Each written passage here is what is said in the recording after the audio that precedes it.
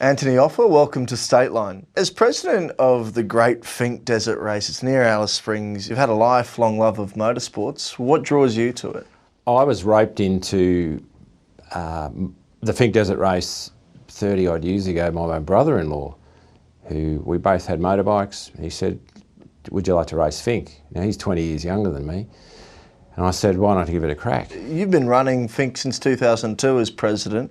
What keeps you doing it year after year? Our event was really struggling back in the early 2000s. We were almost insolvent.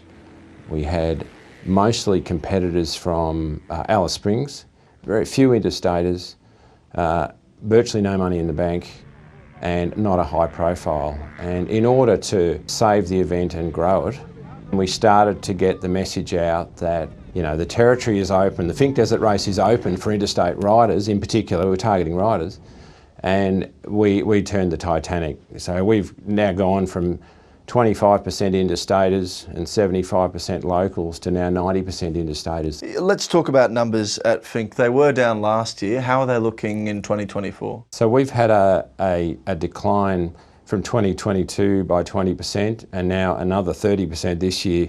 And I put that purely down to what's happening with the economy. Those people that are in their mid-20s to late 30s, that are the ones that the numbers have dropped off from. I think 13 interest rate rises is the reason behind that. So the impact will be significant on the local economy. But I mean, we'll get through this and we'll get to the 50th.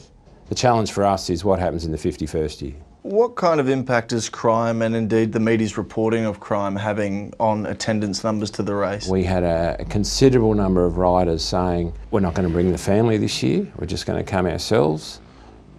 We think it's unsafe, but I don't think that's the major impact on where we are this year.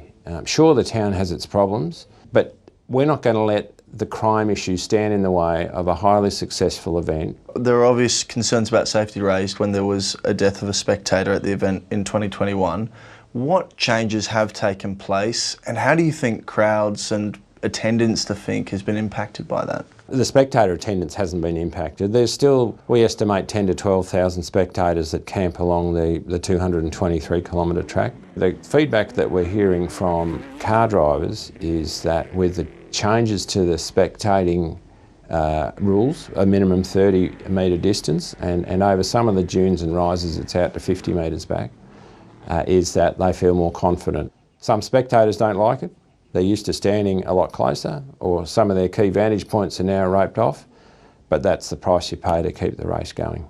In retrospect, was it too dangerous? Was Finke too dangerous a race at that point? All motorsport is dangerous, and people need to accept that there's an element of risk, and we can't eliminate all that risk, but we've put enhanced procedures in place to mitigate that.